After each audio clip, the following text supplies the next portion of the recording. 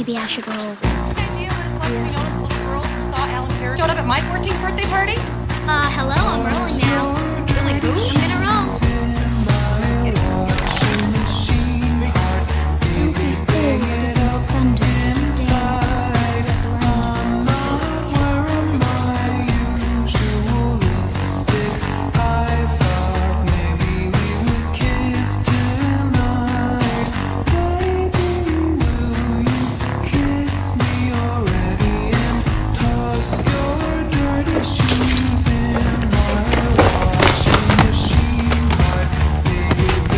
Run!